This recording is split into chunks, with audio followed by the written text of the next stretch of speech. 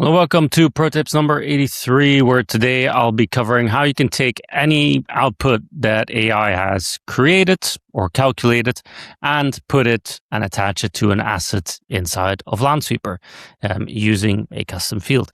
This means that whatever you use AI tools for to calculate specific data points, you can now also attach those to the assets that they belong to, which means things like business criticality, asset risk score, your replacement costs, running costs of devices, whatever it might be that you ask AI to calculate or that you have skills for, even up to things like compliance that it has checked off. You can now also let it write back to Lansweeper to those assets. Now, important is that all of this, everything that I'll be showing, all the resources are available in the blog version. So we rely on both AI skills as well as a workflow.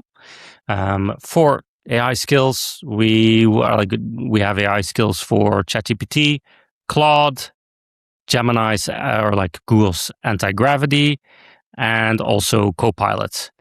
On top of that, the workflow will be available or is available in the marketplace, so you can grab that as well. Now, if you have a different AI model, you can just still grab the skills and just take a look at the Markdown file, use the Markdown file. Really, the only difference between the different models that I just mentioned that are in the package is just that the Markdown file is structured slightly differently. All the instructions are pretty much the same. It's just some AI models prefer a different structure than others, and that's really the main difference between them. Now, on top of that, you will need to use an AI tool that can make outbound connections. Otherwise, it will have to try and suggest other ways for you to fire off the payloads to the webhook, because that's how we're getting the data back to Lansweeper. Now, things like ChatGPT, Claude, and anti-gravity don't really have an issue with doing that. Copilot, which unfortunately is what a lot of people use, cannot make outbound connections as far as I'm aware. So instead, it will probably suggest to create a PowerShell script for you that then you can run that will send the payload over. It's not as nice, but I guess that's the downside of using Copilot. But for the ones that are lucky enough to not have to use Copilot, it will basically do all of it on its own. So what I'll be showing today is just a proof of concept of how you can let it calculate something, and then it will send it over to Lansweeper and create a custom field and populate it. We'll be doing that with a risk score. So we'll let it choose 20 random assets, calculate a risk score for it. I'm not too particular on the risk score itself because that's not the focus of today. The focus is just showing off that it can actually take whatever output it has generated and put it into Lansweeper. Once you have it in Lansweeper, you can then use it downstream in the rest of your tech stack, because hopefully that's how Lansweeper kind of enhances its value within your organization, is that it's not just used individually, but you use it as to populate your CMDB, for example, or to populate other tools and things like that.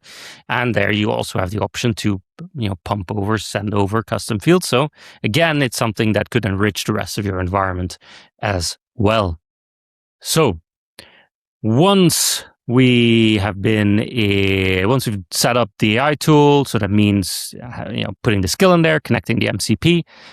By the way, for the MCP, there are also instructions in the blog. I did a pro tip about 2 months ago around the MCP. So you can find there on how to use that as well. It does need the MCP because that's also how it can find the unique identifiers for the asset to link the information to. But once that's done, there's just the workflow remaining. So if I go to Flow Builder here, and I add a workflow, create a workflow template, search for AI. Then here you have the AI custom field creation population template. That's the one that you can start using.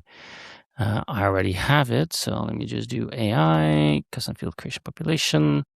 So the only thing that the AI skills really need is the webhook URL. Once you have the template and you have duplicated it, you will have to save it as a new version. And then once you have it saved, you can click on the trigger, click on the test tab, and here under the webhook URLs, you'll find the live URL. That's the one that you need. Some conditions, make sure you enable your workflow, and then you can use the live URL. If you just want it to run as a test, you can use the trigger URL, which is kind of like the test URL. Be aware though, it will still perform actions. This is still going to do stuff. So it's not just going to simulate, it will still take action. So either of these technically work, but if you just want it to be safer, you just make sure that this is enabled, your workflow is enabled to use a live URL, and you give that to the AI tool when it asks, or even in the initial prompt, you can also do that if you want to skip that step of being asked. So here we have a list of our custom fields. As you can tell, there's no AI risk score there yet. And yeah, so we can just kind of head over to ChatGPT here. I've sent in or put in already my instruction where it knows to use Lansweeper MCP because I have to connect that through the plugin stuff in ChatGPT. That's how that works. And then I have just do a basic risk score for 20 randomly picked assets and fire it off to this webhook. So that is going to be sent off. It should know everything because of the skill. It should know that how to formulate, how to create the payload, and obviously it knows where to send it to and what sites to take the data from as well. So I'm just going to let this do its thing for a minute, and then I'll be back. All right. So now all we need to do is reply, send it, and then it will go ahead and trigger the webhook for us. And there we go. And I will, in the meantime, go and check Lansweeper, where soon that should start coming in as well. So that is done. And we'll refresh this here in a second. We should start seeing the AI risk score coming in. All right. So now that it's sent, you can actually see here both of them just finished. So ChatGPT prefers to send 2 requests instead of 1. That's because it's sending 1 request to create the custom field and then 1 to populate it. Again, this kind of speaks to the variation between these models. They should all know how to do it correctly because they have the instructions, but some might still choose to I'm going to create it first and then populate it versus just sending it all in one specific payload. Regardless of how they try and do it, it should still work, as you can see here. So it created the custom field first, and then it populated with the second one that took 17 seconds.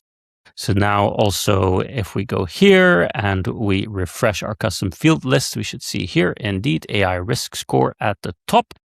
And that also means that if we go and take a look now, and I'm not sure if this is going to work. I have a view from earlier. If this is going to populate, no, I'm going to have to update this because I deleted and recreated it, obviously. So we have the AI risk score field. Let's move that up a bit. And then add a filter. The AI risk score is not null. And then that will be empty for the moment, but that'll just take a moment to populate. It usually takes a minute or two for this to kind of catch up. So I'm just going to wait a minute or two and refresh this, and then we'll pick it back up. So as you can see, we have a couple already coming in, and the rest will also, down the line, next couple of minutes also come in. But this is just briefly to show you, you can then create custom views of this. You can then also start using this in dashboards. As I mentioned, you can use this information then also in other tools that use Lansweeper data potentially. This should also then be in the MCP as well, custom fields. So again, if you then further down want to use that as a starting point for additional calculations, that's also possible. So just to say that, in summary, you can then also start using all of this data for all the other work that you usually do in Lansweeper and ensure that you have this additional context attached to your assets as well. So that will be it for this pro tip. Hopefully you'll be able to use the AI skills and add some additional context to your Lansweeper assets this way. So thank you for watching, and I'll see you in the next one.